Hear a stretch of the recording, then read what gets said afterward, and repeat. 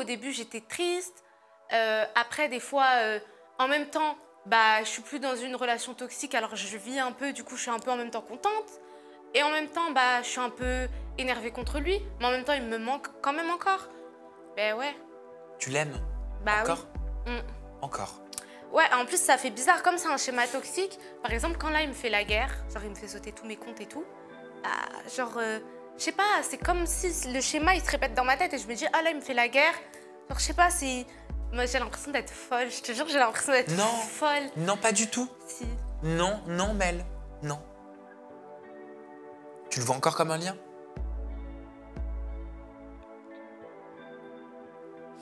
Bah, en fait, je me dis, genre... Non, je te jure, on dirait que je suis folle. Non.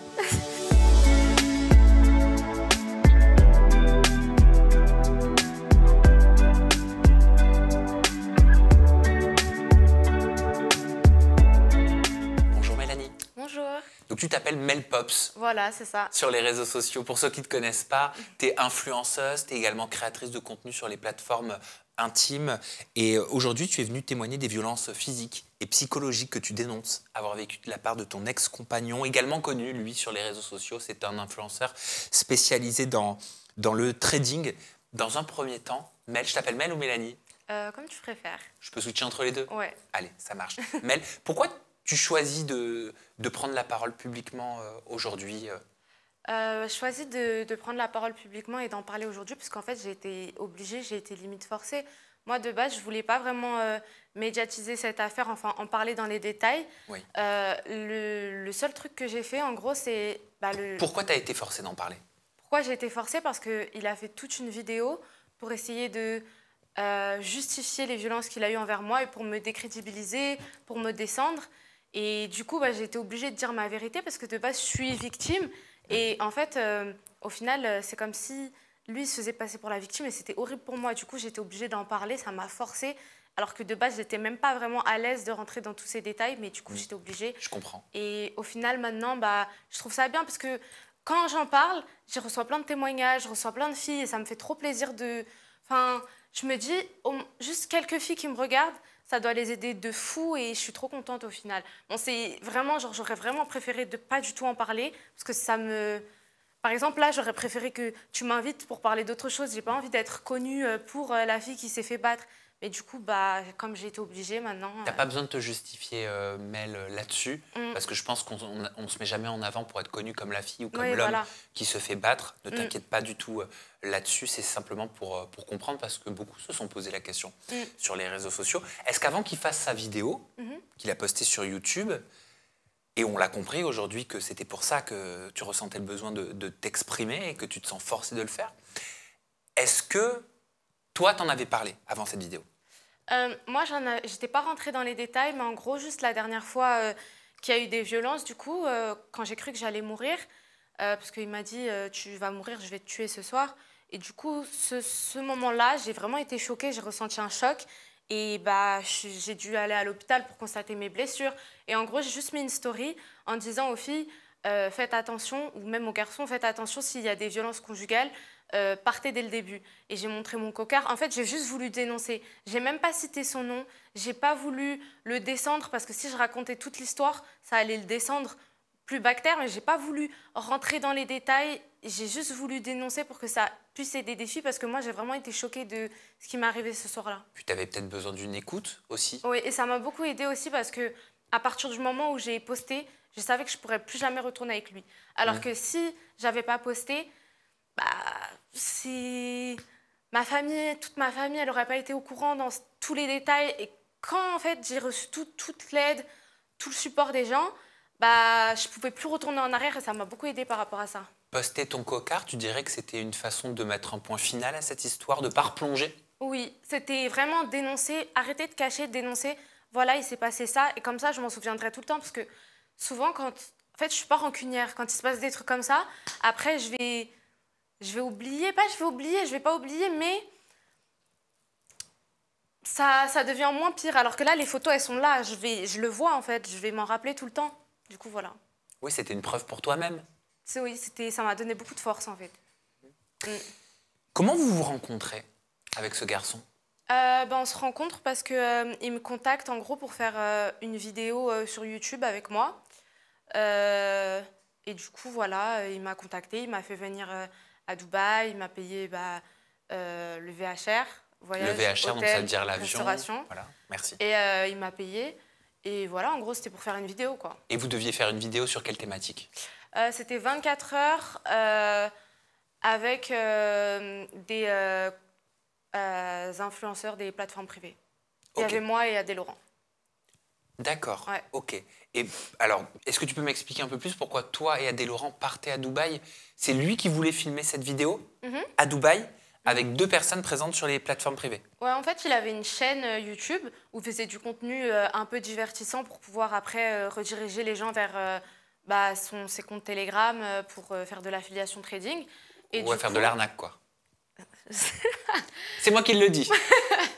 Et du coup, en gros, c'était une vidéo divertissante qu'il voulait faire. Et souvent, il faisait 24 heures dans ma vie de millionnaire. Et là, il a fait 24 heures dans la vie des créateurs de contenu pour adultes. Il était vraiment millionnaire? Je pense que oui. Et vous discutez combien de temps avant que tu acceptes de partir à Dubaï pour faire cette vidéo? On ne discute pas longtemps. Il me contacte sur Instagram, on voit, tac, tac. Je pars 2 jours après. Ok. Donc il n'y a pas de dragouille à ce moment-là? Non, il n'y avait pas de drague. Il n'y avait rien de tout ça? Après, moi, souvent, je suis naïve, je ne vois pas la drague des mecs. Mais franchement, moi, je n'ai pas senti de drague. Je l'ai senti juste qu'il était hyper gentil. Vraiment gentil. À l'écoute? Il essayait de rigoler avec moi. Je n'ai pas senti que c'était forcément de la drague. Mais on est d'accord qu'il savait bien, et c'est important pour la suite de l'histoire, mais il savait bien à ce moment-là, au moment où il te contacte, que tu étais présente sur les plateformes intimes. Il sait que j'étais présente sur les plateformes intimes. Il sait que je fréquentais Adé aussi. Quand tu dis je fréquentais Adé, ça veut dire que tu avais une relation avec Adé? Ouais. On avait une relation, on n'était pas en couple, mais on avait une relation, on était hyper proches, voilà. Vous aviez des relations ensemble, entre adultes consentants? Voilà. Ok, et ça, il le savait? Bah oui. Ok, mais je le précise parce que c'est important. Dans sa vidéo, on voit que Adé et moi, on flirte ensemble, en fait, on le voit. D'accord. Donc, il vous fait venir en connaissant ta situation, votre situation et ton métier. Ok. À quel moment il commence à y avoir entre vous, une fois que vous vous rencontrez en physique pour la première fois à Dubaï, une sorte d'alchimie, quelque chose qui se passe? En fait, dès le début, on s'est super bien entendus, on rigolait beaucoup. Moi, je n'ai pas senti que c'était de la drague, mais c'est vrai que tout le monde me disait, j'ai l'impression qu'il te drague. Même ses propres amis à lui, ils disaient, mais tu veux draguer Mel? Dès la première vidéo. Mais après, petit à petit, c'était plus par message. Ça a commencé quand moi, je suis rentrée, du coup, quand on avait fini la vidéo. Après, on discutait par message, sur Snap. Et voilà, petit à petit, on discutait. Et voilà. Ah d'accord, donc il ne s'est rien passé une fois que tu étais là-bas? Non. Ok. Non, il faut rester professionnel. Ouais. Et Adé, il n'était pas jaloux, énervé, que quelqu'un d'autre potentiellement porte un regard sur toi? Non. Adé, il a confiance en lui. Il n'est pas jaloux que quelqu'un d'autre porte un regard sur moi. Mais après, en fait, on s'est embrouillé. Après, on ne se fréquentait plus avec Adé quand j'ai commencé à parler avec lui. Donc, et c'était lié? Non, on s'est embrouillé pour une autre raison. Mais voilà. Ok. Donc c'est une fois que tu rentres en France que vous vous mettez à discuter, à échanger avec plus de régularité avec ce jeune homme? Voilà. C'est ça? C'est ça. Et après, du coup, le 1er juin, il m'a invité à Londres pour passer un week-end ensemble. Ça, c'était combien de temps après? La vidéo, je pense que c'était... Je sais plus si c'était mois de mars, avril. Peut-être mai. Ah, je sais plus du tout. Si je peux voir dans mon téléphone, mais sinon, je sais plus. Bon, c'était quelques semaines après. Quelques mois quand même, peut-être 1 mois et demi, 2 mois. Donc quelques semaines après. Ouais, voilà. Quelques semaines après, vous vous retrouvez à Londres? Ouais, il m'invite pour un week-end à Londres. Et là, du coup, c'était plus professionnel. Et du coup, direct après, ça a matché de fou, en fait. Il te plaisait? Ouais, vraiment. Parce que je sais que les gens, ils comprennent pas. Ils disent, mais elle fait semblant, c'est son argent qui l'a tiré et tout. Il faut savoir que moi, on peut voir déjà dans plein d'interviews que j'ai fait depuis des années, je dis que mon style de mec, c'est les mecs un petit peu qui ont un peu de ventre, les mecs qui sont atypiques physiquement.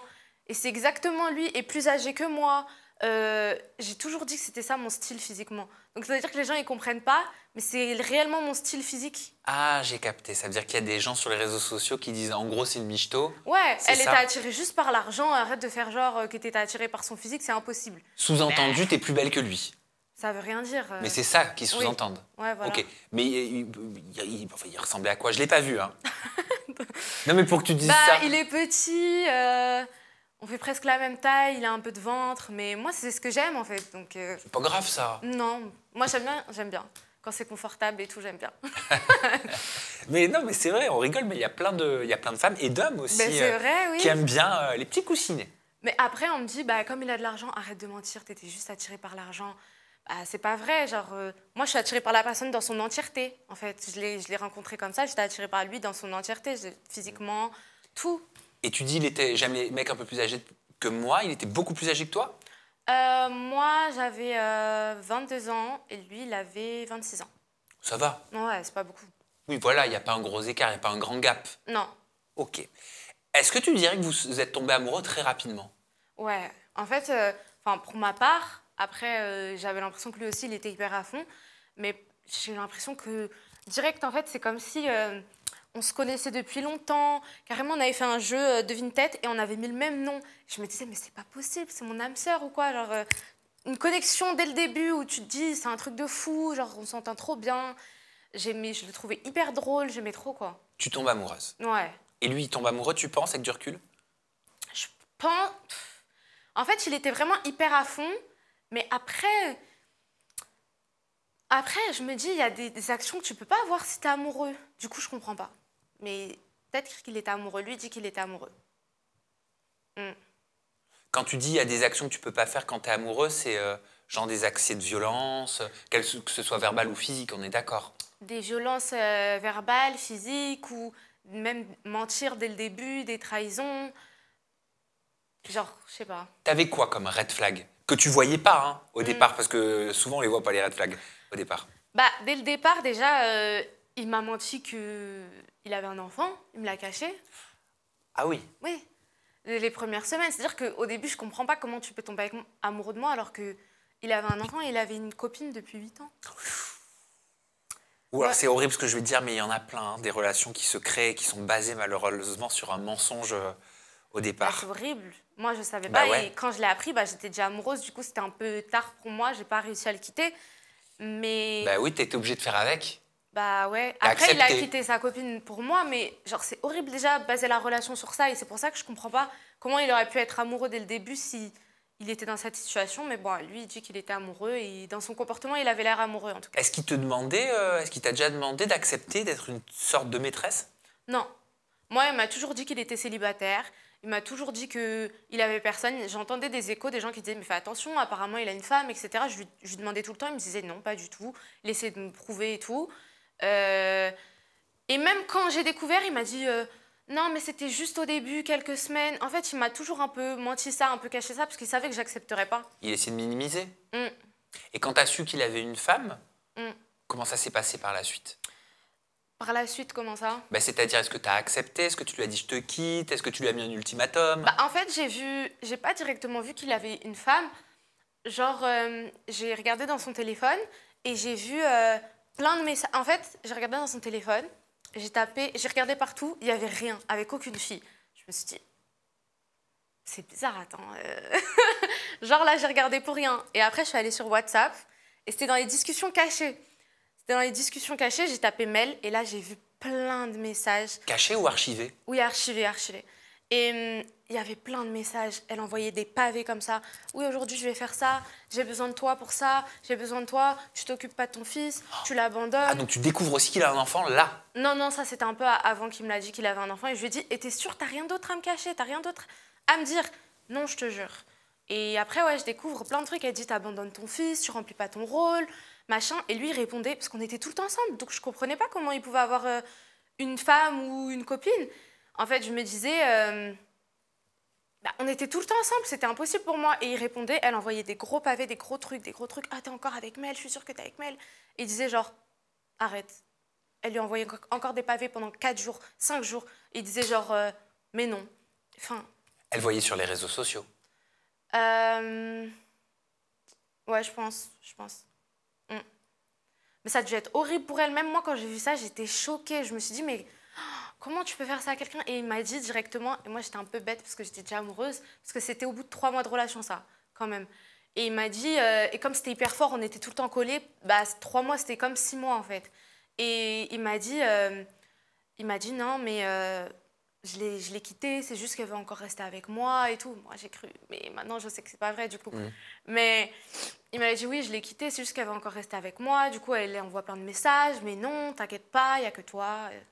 Et la distance, est-ce qu'elle est arrivée à un moment donné dans votre relation? Parce qu'il fallait bien qu'il rentre à Dubaï, non? Ouais, on était en relation à distance. Mais en fait, quand on se voyait, par exemple, on allait se voir 2 semaines. 2 semaines, j'allais venir à Dubaï. Après, j'allais rentrer 1 semaine en France. Il allait venir 2 semaines. Il allait rentrer 1 semaine, 2 semaines à Dubaï. On allait se voir 1 mois en France. Après, il rentrait. En fait, on était tout le temps ensemble. Et même quand on n'était pas ensemble, on se parlait toute la journée. Tu lui faisais confiance? Comme j'avais beaucoup d'échos qu'il avait soi-disant une femme ou pas, j'étais pas sûre. Pour ça, je lui faisais pas confiance parce qu'en plus, on ne pouvait jamais être au téléphone quand il était chez lui. Je demandais même pourquoi on ne peut pas être au téléphone.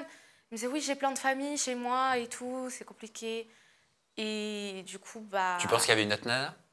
Oui, à ce moment-là, je pense que c'était un peu bizarre, quoi. Enfin, il était avec elle, quoi, encore. À quel moment il commence, alors qu'il savait que tu étais présente en tant que créatrice de contenu sur les plateformes intimes, à quel moment ça commence à lui poser problème?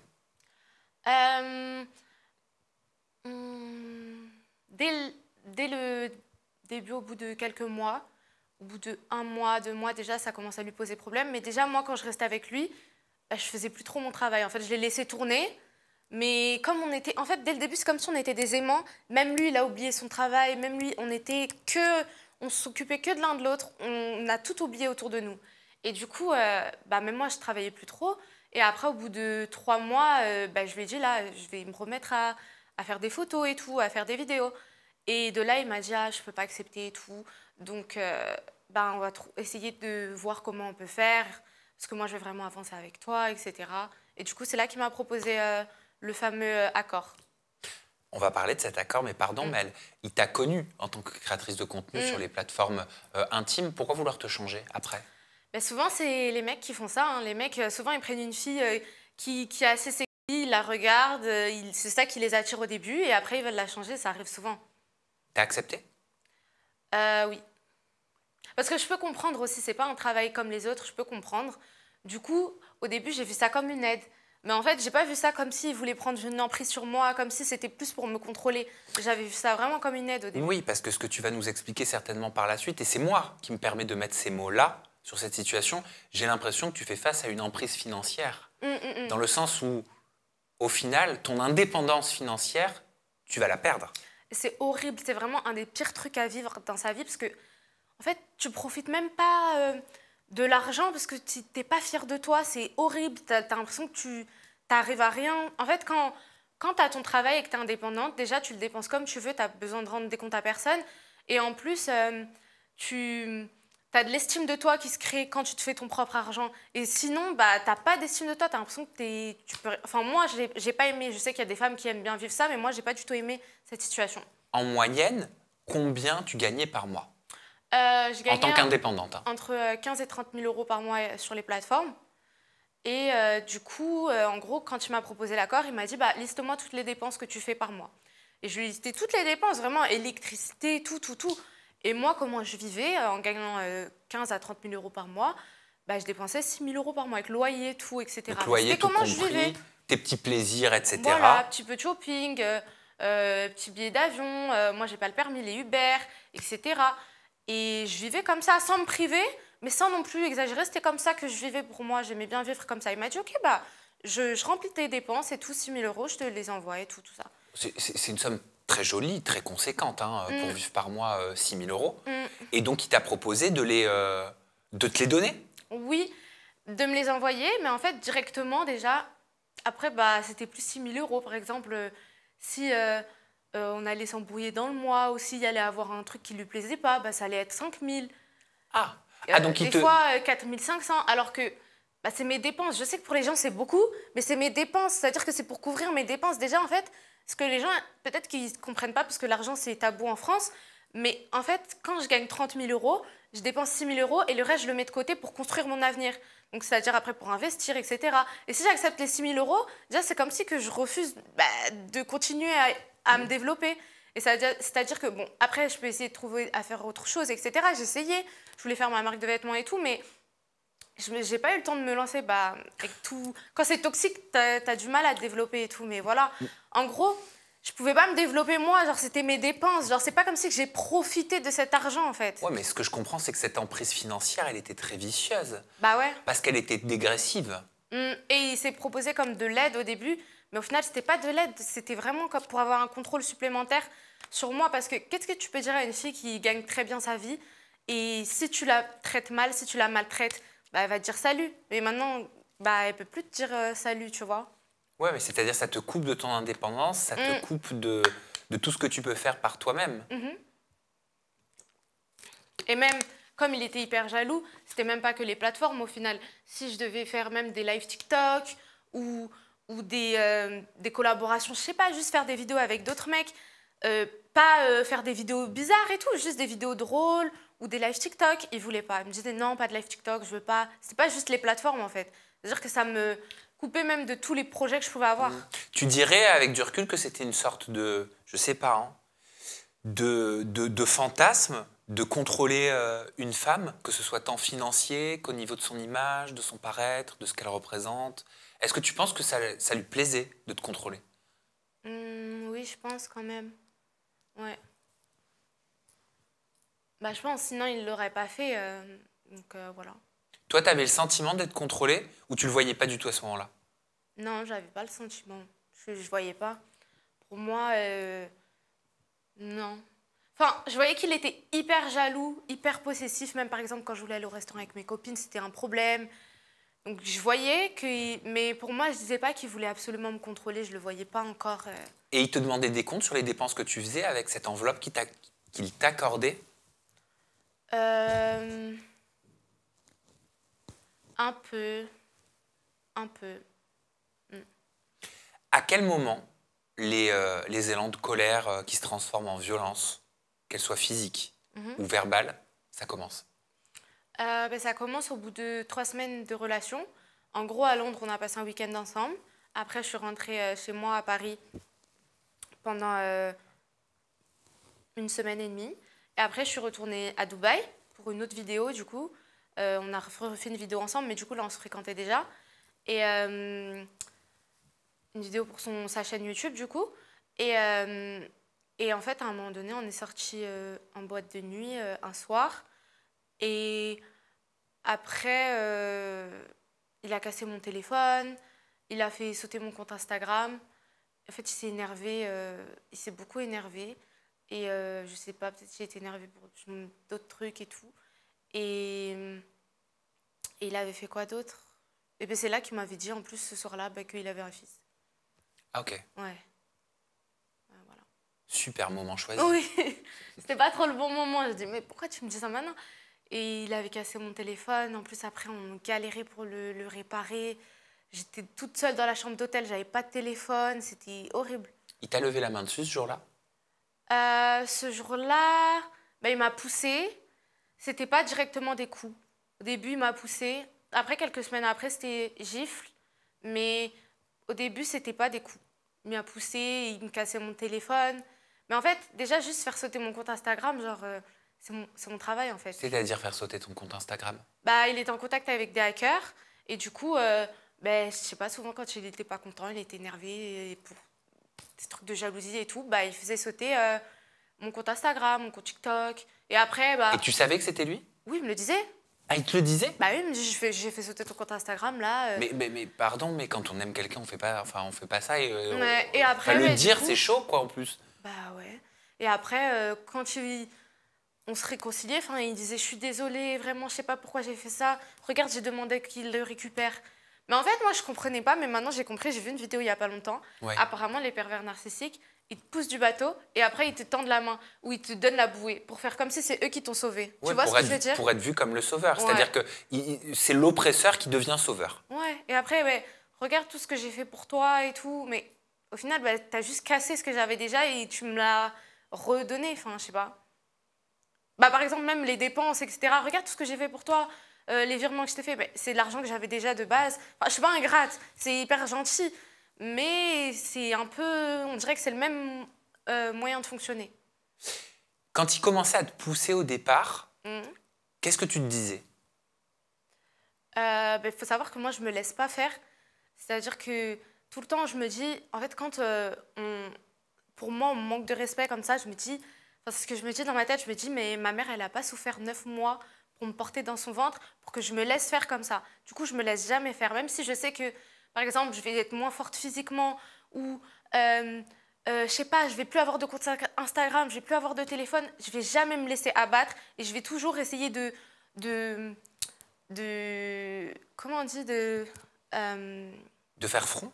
Pas de faire front, mais de me défendre, en fait. J'ai toujours essayé de me défendre. Je vais jamais me laisser comme une victime ou me laisser abattre.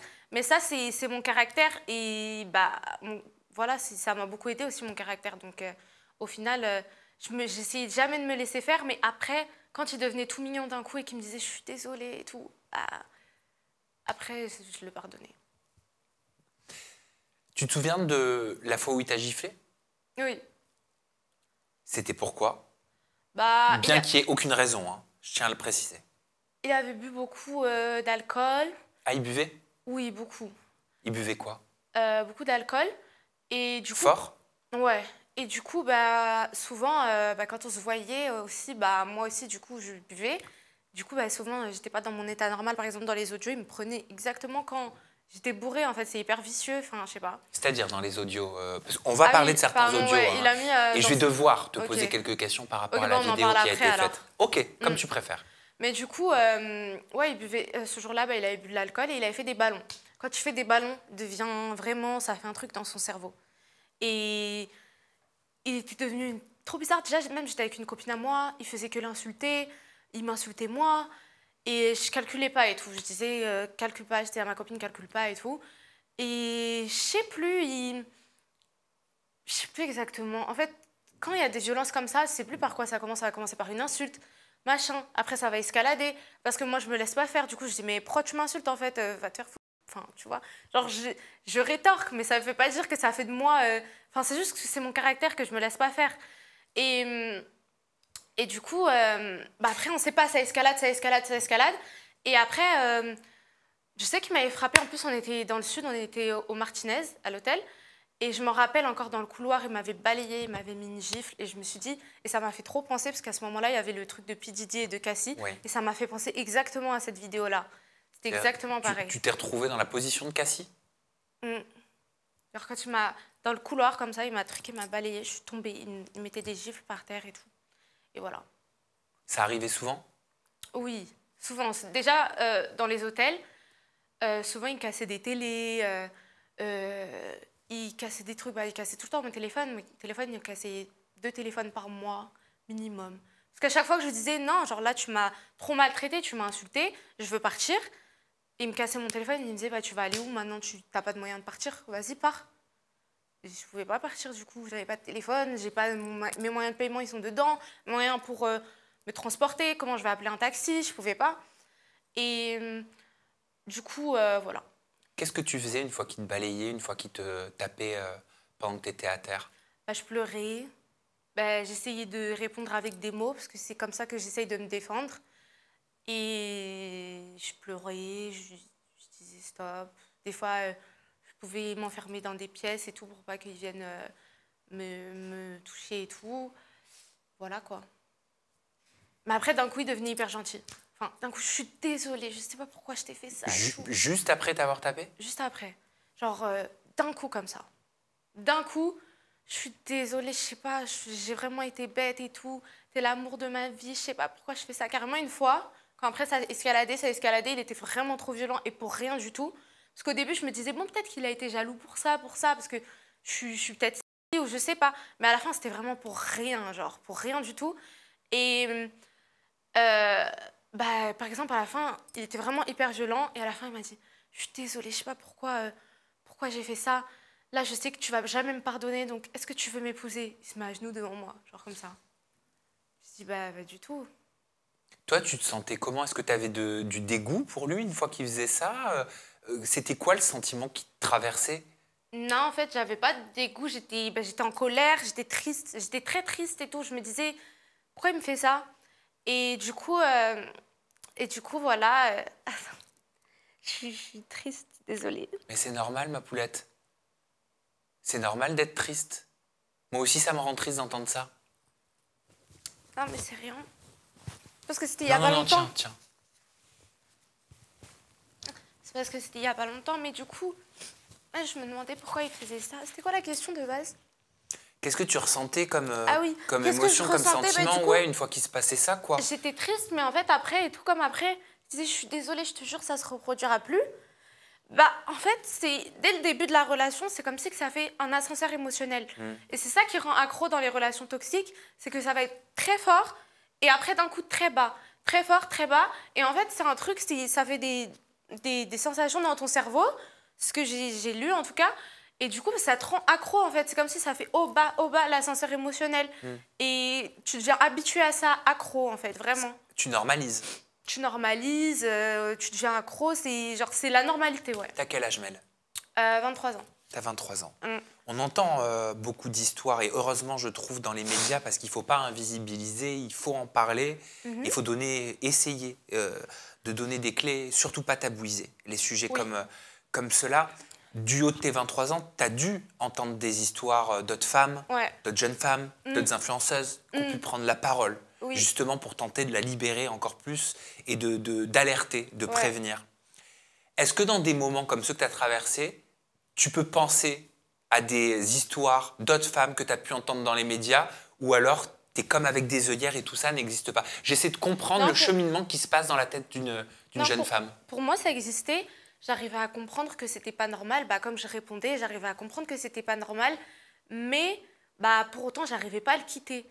J'arrivais pas à le quitter. Et souvent, ça m'aidait. En plus, je regardais des reportages sur ça, je regardais des vidéos. Et en plus, il y avait le reportage sur Netflix là, avec Marie Trintignant, qui est morte. Morte des coups de son compagnon de l'époque. Comment il s'appelait déjà? Bertrand Cantat. Voilà, j'avais regardé ça, je trouvais ça hyper intéressant. En fait, le sujet, il m'intéressait. Mais c'était bizarre, je regardais ça avec du recul, mais en même temps, je me comparais. C'est-à-dire que tu te projetais, tu te mettais à la place de Marie Trintignant? Bah ouais, en fait, c'était un sujet qui m'intéressait. C'est comme si comme ça me concernait, j'aimais beaucoup regarder des documentaires sur ça, voir des vidéos sur ça. Et je me disais, je sais pas, je trouvais ça intéressant comment la justice a marché à ce moment-là. C'est comme si, en fait, mon cerveau, il se renseignait en avance, en fait. Exactement. Ça montre qu'en fait, tu cherchais des informations. Que j'étais au courant que c'était pas normal, mais que pour autant, j'arrivais pas... J'étais dans un déni, mais pas un déni en même temps. Est-ce que tu dirais que ces images, ces témoignages, ils sont importants, justement, quand on vit ça? Ces témoignages, ils sont hyper importants parce que moi, je me comparais tout le temps. Quand je voyais, par exemple, des influenceuses qui ont vécu pareil, je me disais, après, qu'est-ce qu'elles ont fait? Comment elles ont fait pour en sortir? Comment elles sont maintenant? Ah, maintenant, elles sont hyper heureuses. Ça m'aidait aussi. Et du coup, voilà, à chaque fois, je voulais le quitter. Du coup, je voulais partir, mais j'arrivais pas à partir de la relation. Tu as tout essayé, mais j'allais parler de la thérapie de couple que vous avez fait, mais désolé, je réfléchis en même temps. Est-ce que ça peut fonctionner une thérapie de couple quand ton mec te tabasse? Je sais pas, moi je me disais que c'était une relation toxique et que peut-être on pouvait régler cette toxicité parce qu'on s'aimait tous les deux. Du coup, je le forçais à faire la thérapie. C'était mon initiative, je voulais vraiment que ça s'arrange. Il a accepté? Oui, mais je le forçais. Genre, je le tirais du lit, je lui disais non, il y a la thérapie aujourd'hui, oh non, ça me saoule et tout. Je le forçais. Et même devant la thérapeute, il voulait pas trop parler et tout, mais bon. Et vous parliez de ses coups devant la thérapeute? Oui. Qu'est-ce qu'elle disait, la thérapeute? Elle rentrait pas dans ces détails-là. Elle essayait juste qu'on réussisse à communiquer.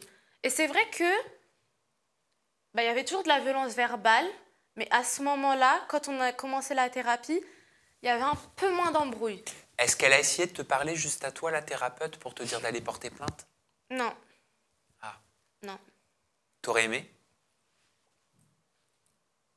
J'aurais aimé parce que ça aurait été une aide supplémentaire, un truc qui serait resté dans ma tête, mais je te dis pas que j'aurais écouté forcément. Bien sûr, je comprends.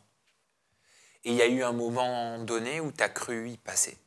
C'est un moment donné où vous partez dans le désert, c'est ça? Deux fois, mais la dernière fois, oui aussi.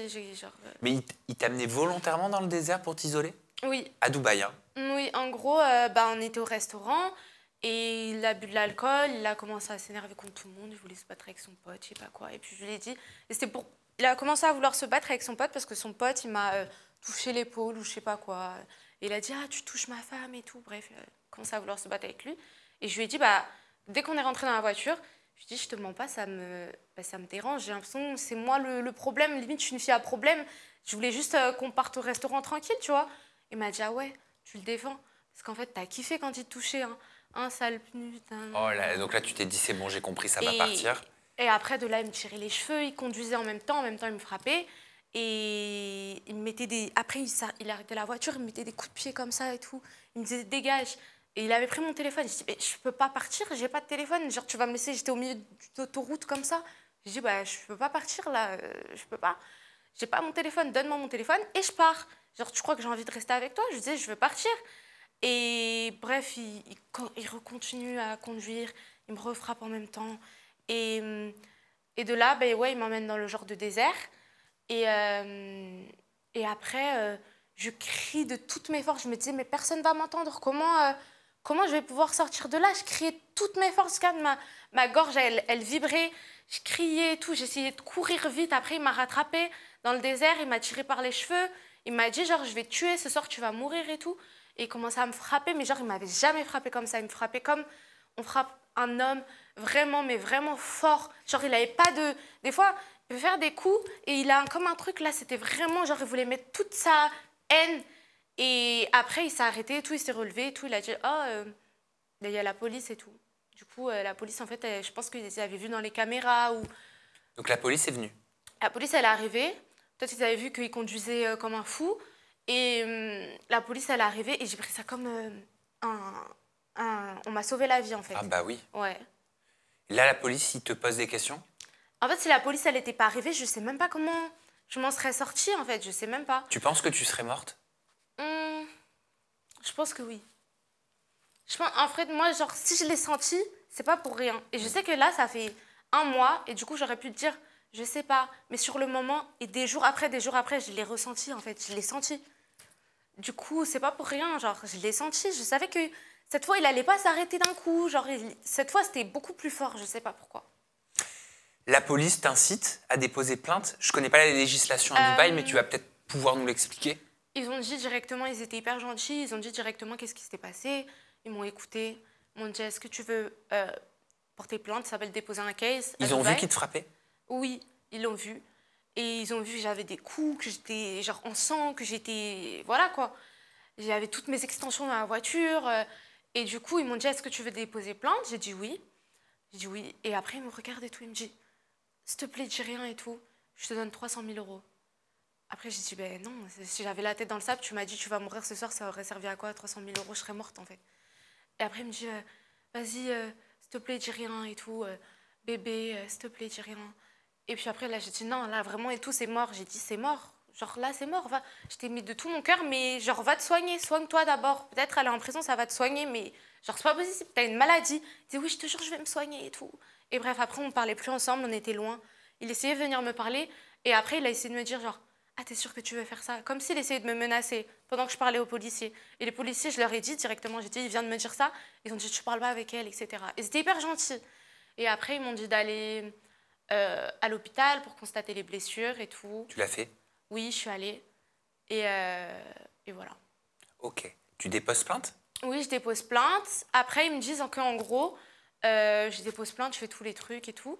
Et ils me disent qu'il faut que je rappelle un numéro et qu'ils vont me donner un rendez-vous. Et là, je vais faire mon témoignage. Témoigner, en gros, contre lui. Et j'appelle ce numéro, il ne répond jamais. J'appelle, ils ne répondent jamais. Carrément, je me suis déplacée au commissariat. Je dis, ce numéro, il ne répond jamais. Il dit, rappelez un autre jour.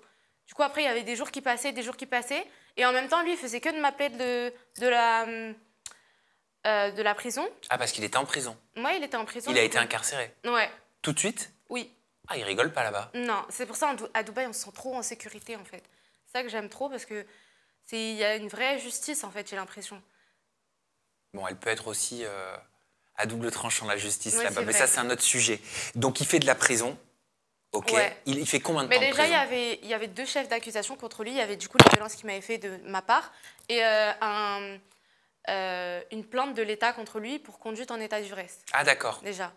Donc déjà, je ne sais pas s'il a été incarcéré directement par rapport à l'une ou à l'autre, mais en tout cas, il était en prison. Tu ne sais pas si c'est par rapport aux violences conjugales ou si c'est par rapport à la conduite en état d'ivresse. Ouais. Il restera donc 2 semaines en prison. Oui. Ok. Tu redoutes la sortie? Tu sais, tu as une date de sortie? Comment ça se passe ces 2 semaines Non, j'avais pour toi? pas de date, mais en gros, il faisait que m'appeler de la prison. Il m'appelait et il me disait je te jure, genre j'ai compris et tout, pourquoi je faisais ça et tout. Bref, il me disait plein de théories de pourquoi il était comme ça et tout. Ouais, donc j'imagine son passé, son enfance. Il me dit quoi? Il m'a dit un truc, ça m'a fait trop bizarre, parce que j'ai jamais compris. Il m'a dit, en fait, comme toi t'es belle et moi je me sens moche, j'ai l'impression que j'arrive pas à m'asseoir, quand je marche c'est moche, genre je me sens mal dans ma peau. Et du coup, c'est comme si j'étais jaloux, mais c'est même pas comme si j'étais jaloux des autres, c'est comme si j'étais jaloux de toi. Et il m'a dit ça, je me suis dit, mais il est trop bizarre. Parce que toute la relation, limite, c'est lui, il me disait qu'il me donnait une chance, limite, que moi, personne voudrait de moi parce que j'étais sur les plateformes, que genre j'étais une vieille meuf, en gros. Et du coup, quand tu m'as dit ça, je me suis dit, mais c'est trop bizarre. Je sais pas, j'ai trouvé ça trop bizarre. Ouais, bah oui, c'est perturbant. Bah oui, surtout qu'on vit 1 an ensemble, genre je me montre avec toi normal, au naturel, je suis pas dans le calcul. Comment tu peux dire que t'es jaloux de moi? C'est trop bizarre, ça m'a fait trop peur. Et après, il a dit plein de trucs, il a dit aussi... Enfin, il a dit plein de théories, qu'il disait j'ai beaucoup réfléchi et tout, machin. Et il m'a dit oui, on va se marier, je te jure et tout, machin. Je dis non, c'est pas possible, c'est mort, même toute ma famille, elle a vu, tout le monde a vu, c'est mort. Et après, oui, parce qu'en fait, moi j'avais juste montré mon cocard, etc. Mais après, les blogueurs, ils ont repartagé, ils ont mis son nom du coup. Moi, je l'avais pas cité, mais ils ont mis son nom, du coup, tout le monde était au courant en fait. J'ai dit bah non, dans tous les cas, c'est pas possible, même j'aurais peur de toi toute ma vie, c'est pas possible. Il me dit ok, juste pense à mon fils alors, enlève ta plainte, je te jure, je te laisse tranquille toute ta vie et tout, machin. Et j'hésitais jusqu'au bout parce que je le connais, je sais comment il est. Bah, il va pas me laisser tranquille. Je sais, je vais vouloir faire ma vie. Il va pas me laisser tranquille. Il va vouloir me pourrir ma vie. Depuis le début, je l'ai senti. J'ai dit, il va vouloir me faire sauter mes comptes. Il va vouloir me pourrir ma vie. Et du coup, bah, au final, jusqu'au dernier moment, j'ai hésité. Mais après, en fait, si je continuais la procédure, je devais rester 10 mois, limite 1 an, le temps que toute l'enquête elle se fasse à Dubaï. Je devais même laisser mon téléphone, prendre un nouveau téléphone pour qu'ils analysent toutes les preuves, etc. Et ça allait être sans ma famille, c'était pas prévu comme ça. Du coup, ben, je me posais des questions. Jusqu'au bout, j'ai hésité. Franchement, jusqu'au moment, il y avait... Jusqu'au bout, j'ai hésité. Après, je me suis dit, bon... Je demandais à tout le monde, ils me disaient, mais je te jure, ses amis me disaient, je te jure, il va rien te faire. Il va sortir là, il peut rien te faire, sinon il va directement en prison et tout, je te promets. Et du coup, bah, après, parce que tous ses amis aussi me contactaient, ils essayaient, en fait, ils me disaient, j'espère que tu vas bien, Mel, et tout, que tu te portes bien, mais pense à son fils.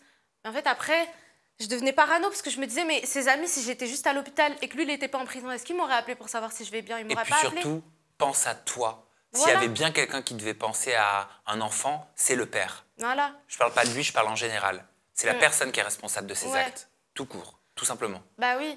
Mais en fait, je sais pas, ils me mettaient tous une pression et tout. Et je me suis dit, bon, comme il y avait les 10 mois, plus de l'enquête et tout, je me suis dit, bon.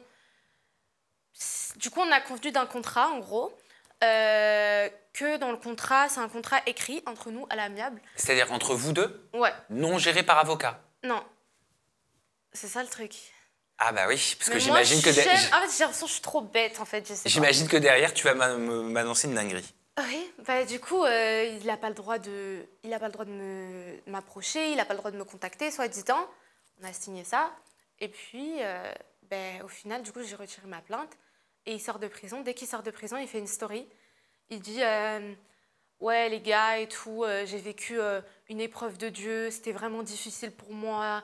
J'étais vraiment dans le mal et tout. Et pour moi, c'était horrible parce que mon cocard, il venait à peine de guérir. Même, je crois qu'il était encore là. Et genre, je vois qu'il fait la victime. J'ai trouvé ça horrible parce que c'était moi la victime de base. Je me suis dit, comment tu peux venir dire que c'est une épreuve de Dieu? C'est toi qui as choisi de donner des coups. C'est pas Dieu qui t'a éprouvé, c'est pas un truc qui... Et oui, du coup, je l'ai hyper mal pris. Et du coup, j'ai fait une story en réponse. J'ai mis bonne nuit, sauf à ceux qui frappent une fille, qui frappent leur copine et qui disent que c'est une épreuve de Dieu. Un truc comme ça. Et direct de là, il a essayé de me contacter de partout. Je l'avais bloqué de partout. Et il m'a contacté avec je sais pas combien de numéros, des autres comptes et tout. Et il m'a dit, s'il te plaît, réponds 5 minutes, j'ai juste un truc à dire, je veux juste te prévenir. Et du coup, je dis, bon, ok, et tout, je réponds. Et il me dit, ouais, c'est juste pour te prévenir que pour me protéger et tout. Parce qu'à ce moment-là, j'étais rentrée en France, du coup. Pour me protéger, j'ai fait un truc contre toi à Dubaï. Là, tu peux plus revenir à Dubaï. Si tu reviens à Dubaï, tu vas directement en prison, je sais pas quoi. Bref, pendant toute la relation, il me faisait comprendre qu'il avait de l'argent, qu'il avait des contacts. Et que moi, genre, je pourrais rien faire contre lui. Et là encore, je sais pas si, même là, je suis bête, s'il a dit ça pour pas que je revienne et pour que je remette ma plainte, ou si c'est vrai, parce que je sais qu'à Dubaï, oui, justement, il y a une justice, mais du coup, tu peux mettre beaucoup de cases pour pas grand-chose, en fait. Et du coup, je sais pas, mais après, dans l'appel, il était vraiment, genre, fou. Il me disait, je t'aime, je veux qu'on se remette ensemble, là, j'accepte pas qu'on soit plus ensemble, genre, demain, on va plus se parler, là. Et après, et tout, je lui dis, t'inquiète pas, genre, ça va aller et tout, chacun va faire sa vie. Là, même la relation a été trop toxique, même pour toi et tout, carrément. En fait, tellement, après, je suis passée à autre chose, parce que j'ai vu ça vraiment comme un cadeau. Je me suis dit, mais c'est un cadeau qu'on m'a fait que la police arrive à ce moment-là, parce que moi, j'arrivais pas à partir de la relation. Et du coup, c'est un cadeau, et j'ai pris ça avec beaucoup de recul, et je me suis dit, c'est qu'il y a des meilleurs plans pour moi par la suite. En fait, moi, je crois en Dieu, et je me disais, si Dieu, il a mis la police sur ma route à ce moment-là, pour que ça se passe comme ça, qu'ils soient en prison, c'est pour me forcer à quitter la relation parce que c'est pas la bonne route qui était prévue pour moi, tu vois, en gros. Je me disais ça. Et du coup, quand j'ai pensé ça, j'ai eu un déclic. Et de là, je suis passée à autre chose. C'est-à-dire qu'au téléphone, même moi, je disais, t'inquiète, ça va aller. Je lui remontais le moral carrément. Et il me dit, tu dis ça parce que tu m'as jamais aimé, en fait. En fait, c'était ton plan depuis le début. En fait, je me sens trop niquée. J'ai l'impression que tu m'as utilisée depuis le début. Du coup, franchement, là, je vais faire une vidéo et tout, je vais mal parler de toi et tout, parce que j'ai besoin de ma petite vengeance et tout. J'espère que tu m'en voudras pas. Hein. Et est-ce que tu penses que dans 1 an, 2 ans, on pourra se remettre ensemble et tout? Bref, on aurait vraiment dit un psychopathe dans l'appel. Et je lui ai dit, par contre, là, juste, t'as fait une story, ça m'a énervée, parce que je suis la victime. Mais si tu te fais passer encore pour la victime, ça va vraiment m'énerver et je vais être obligée de dire la vérité. En plus, j'ai toutes les preuves, j'ai tout. Je vais être obligée de dire la vérité. Et c'est fini pour toi, parce que la vérité, t'es en tort de A à Z, en fait. Et après, il me dit, si tu fais ça, on va rentrer dans une guerre, et j'espère que ton père, il pourra déménager. J'espère que toi, tu pourras déménager. Et c'est dommage pour une fille comme toi de rentrer dans une guerre et tout. Mais peut-être que c'est ce que je veux dans le fond, parce que comme ça, c'est comme si on était toujours en contact et tout. Ouais, il m'a dit ça. Et il fait une vidéo par la suite, une longue vidéo. Du coup, il fait la vidéo qu'il avait dit. Il l'a fait. Tu l'as redouté, cette vidéo? Jusqu'au bout, je me disais, il peut pas faire ça. Avec toutes les preuves que j'ai contre lui, j'ai toute la vérité, en fait, j'ai tout. Et pourtant, il diffuse dans cette vidéo qu'il a faite des audios te concernant. Il t'a enregistré, donc ça veut dire à ton insu. Il m'a enregistré à mon insu pendant toute la relation. J'étais pas au courant, du coup. Ah, tu le savais pas? Je le savais pas. Et enfin, je voyais qu'il m'enregistrait, mais je pensais pas autant. Des fois, je voyais et tout. Mais tu te disais quoi? Je me disais, je sais pas, moi, genre, comme je savais qu'il me frappait avant et qu'il m'insultait avant, pour moi, je me disais, je me défends, tu vois. Je disais, tu peux enregistrer, je me défends, genre en mode, je sais pas. Ah oui, donc, genre, quand il était énervé, il te disait, je t'enregistre. Ouais. Mais après, ça commençait à me rendre folle, parce que je me disais, mais pourquoi il m'enregistre et tout. Mais je pense pas qu'il a enregistré autant de trucs. Genre, tous les trucs qu'il a enregistrés, j'étais choquée. Et au final, c'était tout le temps quand j'étais pas dans mon état normal, tout le temps quand j'étais un peu bourrée. Et quand tu regardes les audios, ils se coupent très vite. Il y a que des petites parties, que des petites parties. Mais avant, il m'insultait, avant, il me frappait. Et moi, en fait, je faisais que me défendre. Et déjà que j'étais pas dans mon état normal, voilà. Dans ces audios qu'il a diffusés, alors sache que c'est illégal en France, hein? Même à Dubaï. Ah, tu vois, même à Dubaï, c'est illégal, hein, déjà d'enregistrer quelqu'un à son insu, premièrement. Deuxièmement, de les diffuser, de les rendre publics. C'est un truc de dingue de faire ça. Dans ces audios, on t'entend dire moi je te frappe, donc ça c'est toi. Hein. Moi je te frappe, qui a des coups entre toi et moi? C'est ce que je dois faire, c'est fermer ta gueule. C'est ce que tu dois faire, c'est fermer ta gueule. Moi je suis une grosse peste, je vais te faire la misère. Quel est le but en diffusant ces audios? Je pense que le but, en fait maintenant avec du recul, ce que je pense, c'est que, en fait, quand il a fait la victime, je lui ai dit directement, je lui ai dit, mais du coup, tu comptes dire la vérité ou tu veux que je m'en charge? Je lui ai dit directement. Et je pense qu'en fait, il redoutait que moi je parle et que je dise la vérité, alors que moi, de base, franchement, je voulais pas rentrer dans tous ces détails-là. Si j'aurais pu m'épargner de raconter toute cette histoire, je l'aurais fait. j'avais d'autres projets, j'ai d'autres trucs. Déjà, me concentrer sur ça, ça me demande beaucoup d'énergie. Et ça me fait rappeler tout le temps l'histoire. Bref, du coup, je pense qu'il voulait prendre de l'avance et vouloir dire, en gros, dans sa vidéo, il s'est dit, bah voilà, genre, elle va parler, je vais prendre de l'avance. Et genre, dans sa vidéo, c'est limite comme s'il essaye de dire des trucs qu'il faisait, par exemple, ah oui, je coupais ses sacs, ah oui, truc, mais en justifiant avant. Du coup, il s'est dit, ah, il y a ça qui va sortir. Bah d'abord, je dois justifier, je dois truc. Il coupait tes sacs? Ouais. Quand je disais, je veux partir et tout, je veux plus qu'on soit ensemble, tu m'as frappé ou tu m'as maltraité et tout, j'accepte plus le manque de respect. Et il me disait, vas-y, je récupère tes sacs et tout, que je t'ai offert, je récupère tous les cadeaux que je t'ai offerts, tiens, prends ça, non, non. Et je lui disais, j'ai pas besoin de tes sacs, je m'en fiche, j'ai des sacs. Et je lui donnais comme ça, je lui jetais. Je lui jetais, et là, il dit, il les découpait. Il découpait tes sacs. Ouais. Ok. Dans un autre audio qu'il a... Et puis après, 2 jours après, il les racheté. Dans un autre audio qu'il a diffusé, on l'entend lui cette fois-ci dire « Ça fait 2 heures que j'essaye de sortir de cet appartement, je voulais juste faire mes valises et partir pour m'éloigner de cette personne, mais elle a voulu m'enfermer pour pas que je sorte. » Il sous-entend que tu le séquestres. Est-ce que c'était le cas? Est-ce que ça a été le cas dans le cadre d'une dispute peut-être? En fait, franchement, je te promets qu'il y a eu tellement de disputes, je me souviens pas de tout. Je me souviens pas de tout, et en plus que j'étais pas dans mon état normal, c'est-à-dire que je me souviens pas de tout. Mais je sais juste que je suis pas folle et que dans mon caractère, je suis douce, je suis calme de base. Et je vais pas me réveiller, même ma famille et tout, quand ils ont entendu, ils se sont dit, mais on te reconnaît pas, c'est pas toi. Je vais pas me réveiller un matin en me disant, et si je vais séquestrer mon mec qui a plus de force que moi et qui a plus de moyens que moi, et si je l'insultais, et si je le séquestrais, et si je le frappais, je me dis pas ça. C'est tout ce qu'il faisait avant, en fait. Et je sais même plus te dire, il a dû faire 1 milliard de trucs avant. Même ça se trouve, c'est même lui qui m'a enfermée, je sais même plus. Genre, je sais qu'il y a des fois qui m'ont marqué où il m'a frappée. Par exemple, aussi, une fois, il a frappé ma copine aussi. Mais, chaque embrouille comme ça, je ne saurais même plus te dire. Il dit aussi dans cette fameuse vidéo que tu aurais tenté de lui jeter une bouteille en verre dessus, sur le visage. Et on t'entend dire, ça t'aurait pas tué, c'est du gros verre. Ouais. Sûrement, j'ai voulu me défendre. Et je sais plus, il avait dû me jeter des trucs, me frapper aussi. Et en fait, c'est ça... Mais c'est ça qui... J'ai l'impression...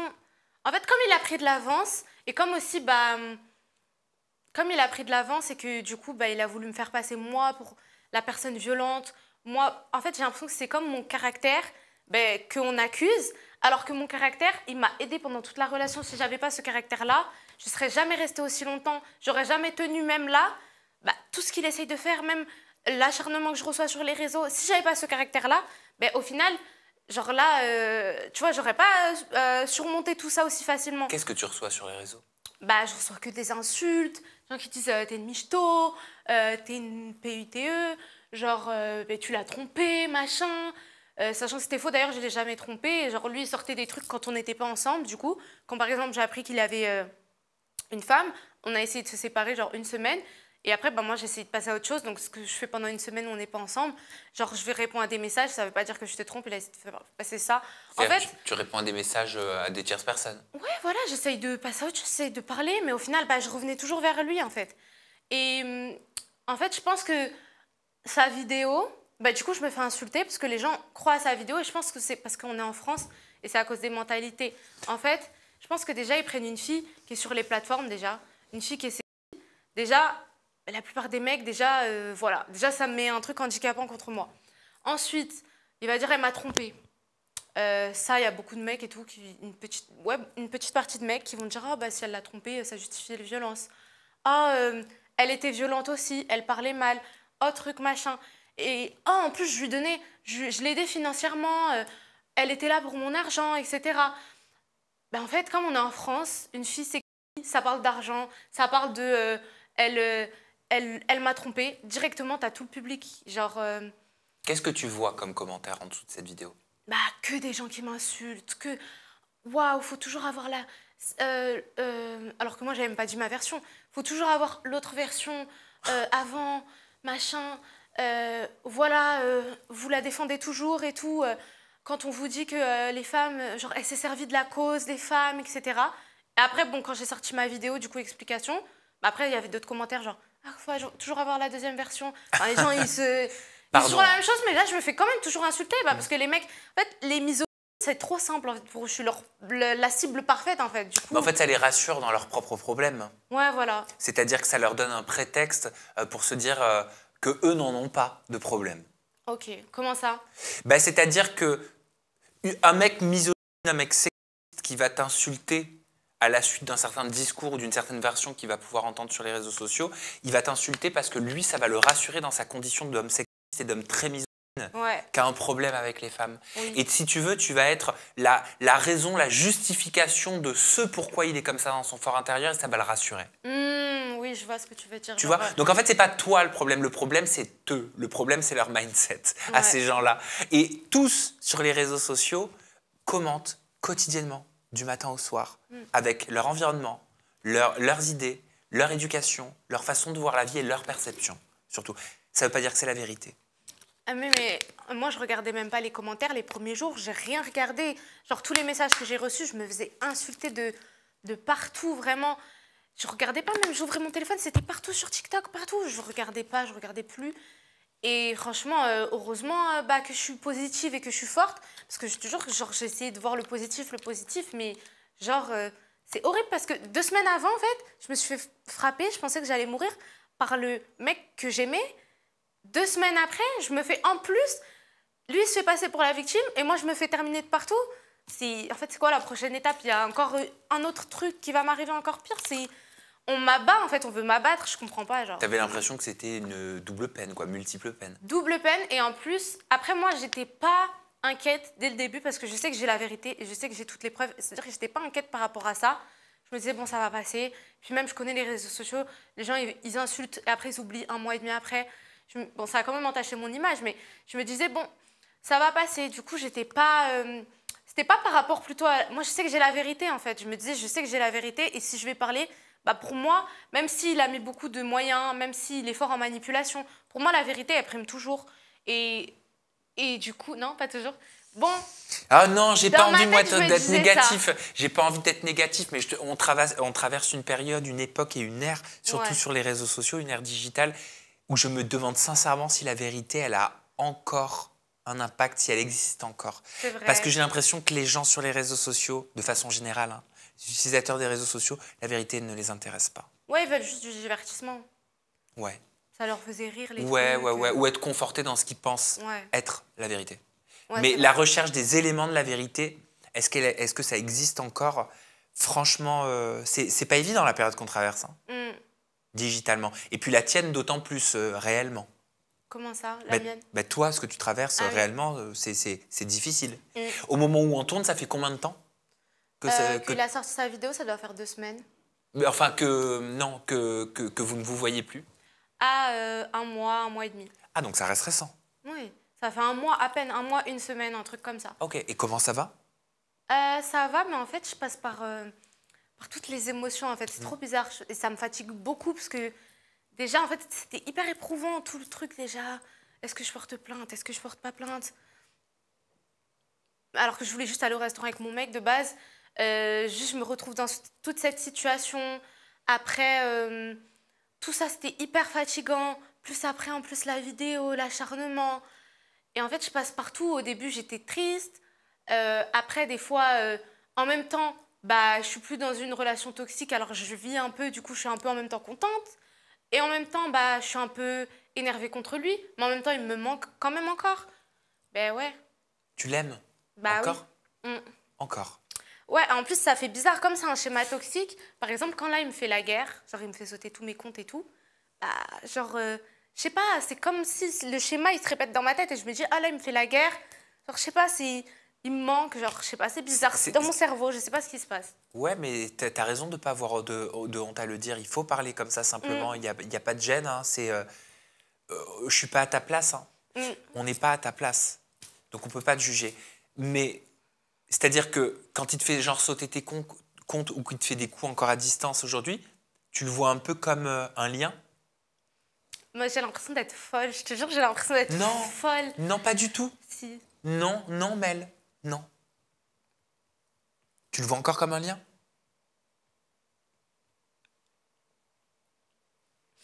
En fait, je me dis, genre... Non, je te jure, on dirait que je suis folle. Non, on dirait pas que t'es folle. On dirait que t'es humaine. Genre, je me dis, je sais pas, ça me rappelle par exemple quand on se faisait la guerre, quand tu me faisais la guerre, et après direct on se réconciliait.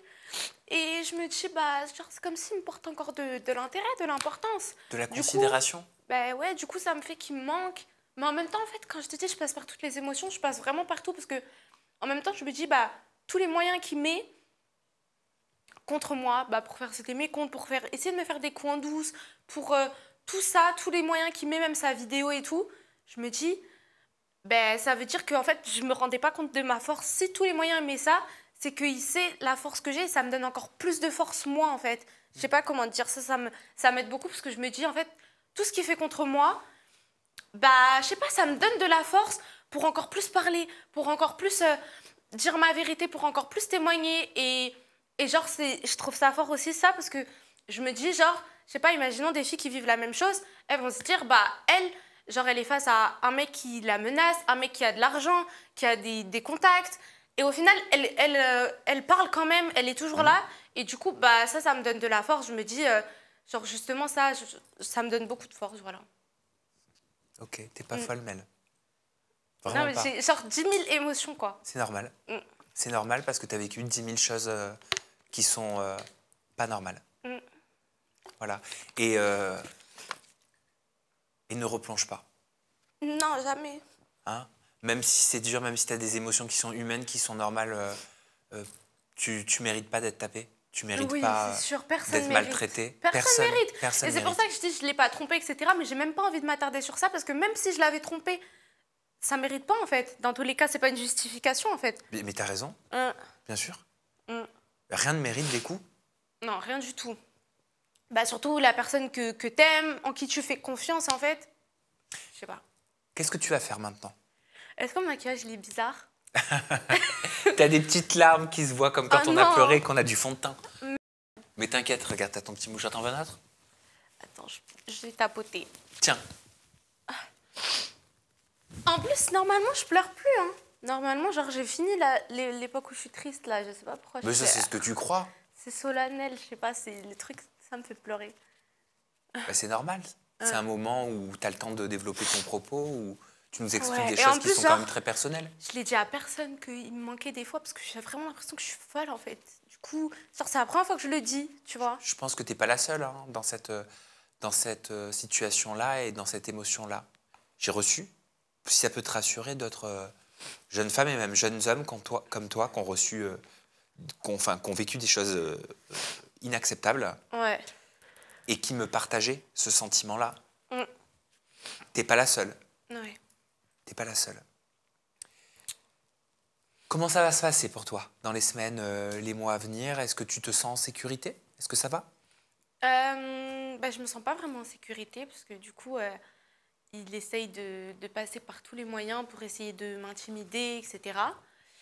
Et du coup, franchement, je me sens pas en sécurité parce que je sais pas de quoi il est capable. Et voilà, bon, après... T'es bien entourée? Mais ma famille, elle est pas vraiment en France, donc je suis un peu toute seule. Elle est où ta famille? Elle est au Portugal. D'accord. Du coup, je suis un peu toute seule, mais ça va bien se passer. Je vais essayer de... T'as des amis? Oui. Et je vais essayer de Des vrais sortir, amis? bah, ça fait pas longtemps que je les connais non plus, quoi. Parce que j'avais beaucoup d'amis avant, mais pendant la relation, du coup, bah, elle m'a un peu tourné le dos. Parce Ça que... t'a isolée? Ouais. Ok, donc tu peux un peu que compter sur toi. Oui. Mais bon, je vais essayer de voyager, de penser à autre chose et tout. Mais comme il m'empêche bah, de vivre ma vie, m'empêche de travailler et tout, c'est un peu... ça, c'est un peu chiant. Mais sinon, je vais aussi continuer bah, les procédures des plaintes. Et là, je vais essayer de réouvrir la plainte à Dubaï aussi. D'accord. Du coup, bah, Donc- j'espère que ça me mettra en sécurité, ça, par exemple. T'es déterminée Oui. et t'as raison de l'être. Mm. Merci pour ton Merci. témoignage et j'espère que j'aurai pu contribuer à t'accompagner. Bah, merci beaucoup pour tes questions, c'était super bien. On te retrouve sur ton compte Instagram. Bah Mel- non, je l'ai pas là, mais Ah. bientôt. Ok. J'espère Mais que je vais le récupérer. sinon, alors au moment où on tourne, tu l'as pas. Peut-être qu'au moment de la diffusion, tu l'auras. Ouais. C'est tiré-du-bas mel.pops avec 2 S. Non, c'est pas tiré du bas, c'est mel.pops Mel.pops avec 2 S. avec 2 S. Oui. Merci Mel. Merci à vous de nous avoir regardés. Je compte sur vous, sur votre mesure dans les commentaires. Voilà, c'est hyper important. Elle nous partage aujourd'hui, Mel, son témoignage, c'est son histoire, sa vérité à elle, mais nous sommes personne pour juger. Et ça, c'est important de le dire. Et s'il y a des filles aussi qui vivent des violences conjugales, des violences, même des hommes, bah, il y a un numéro, c'est 3919. 3919. Donc n'hésitez pas à l'appeler si vous voulez en parler. N'hésitez pas à parler autour de vous. Et voilà. Merci beaucoup. Merci de nous avoir regardés. À très bientôt. Merci.